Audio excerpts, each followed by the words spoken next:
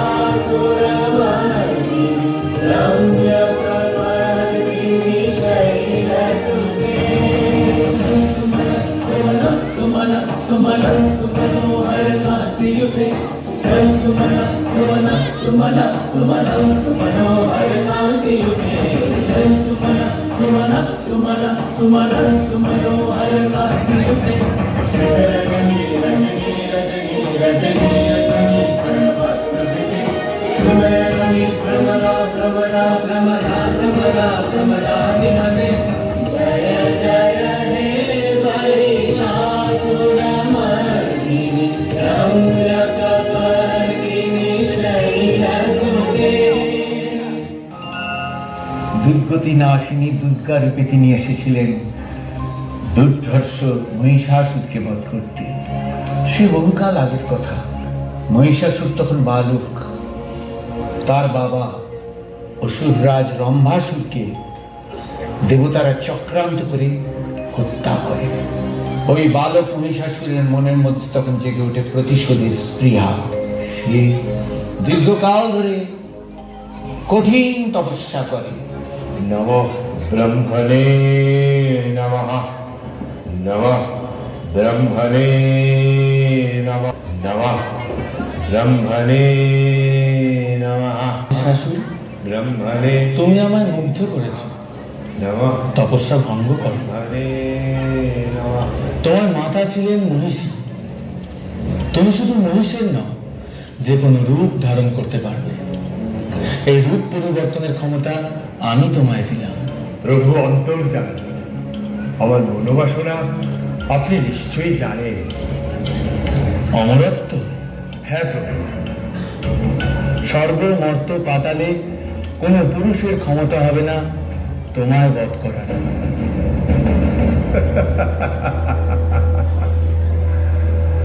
প্রজাপতি ব্রহ্মার বর আমি লাভ করলাম। দৈত্য, দানব, দেবতা, মনুষ্য কেউ আমাকে বধ করতে পারবে না।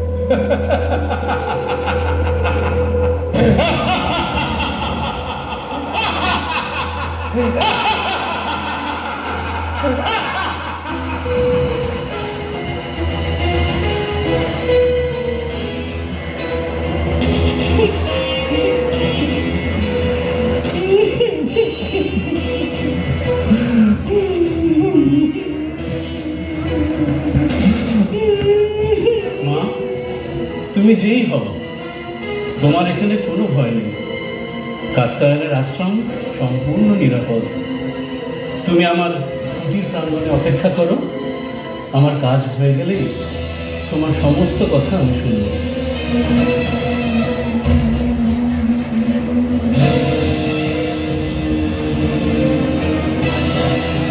ওরে পাপিষ্ঠ নারী, এত তোর লোভ, দেবতার ভক্ততে গান করিস, তোকে আমি অভিশাপ দেব।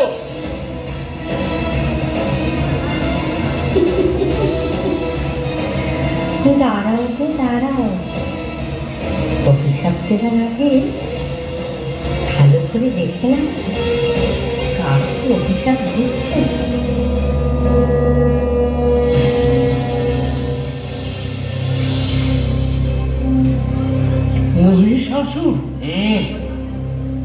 মহিষাসুর। মহিষাসুর, এত তোর স্পর্ধা! বলুন, কি অভিশাপ আপনি আমায় দেবেন? তুই নারীর ছদ্মবেশে আমাকে যে প্রতারণা করেছিস, সেই নারীর হাতেই হবে তোর মৃত্যু। মৃত্যু? অসম্ভব! প্রজাপতি ব্রহ্মার বরে যখন কোনো পুরুষই আমাকে বধ করতে পারবে না, সেখানে নারী কি করবে? আমি অমর। দূর হয়ে যায় এখান থেকে।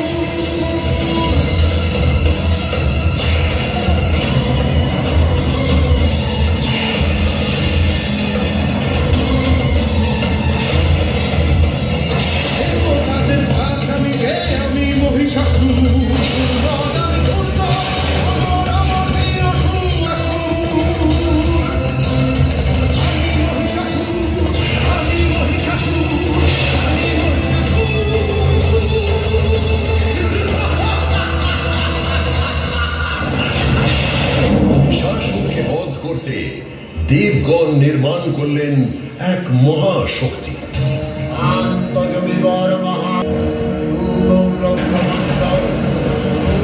রক্ত জবার মতো রামাবরণ ধারণ করলে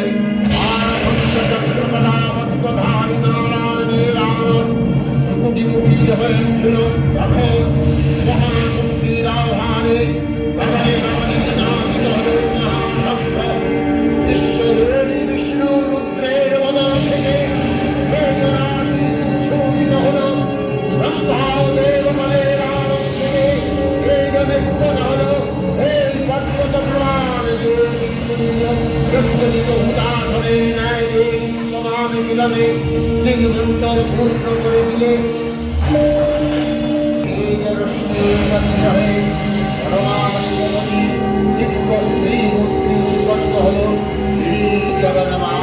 মহামায়া এই আত্মা দেবী ঘোষণা করলেন,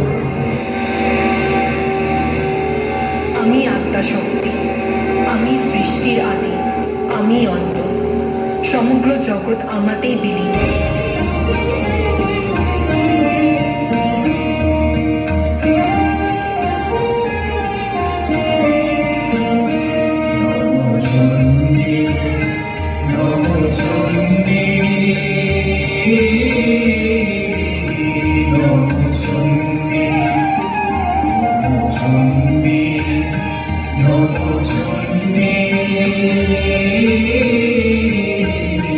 নমঃ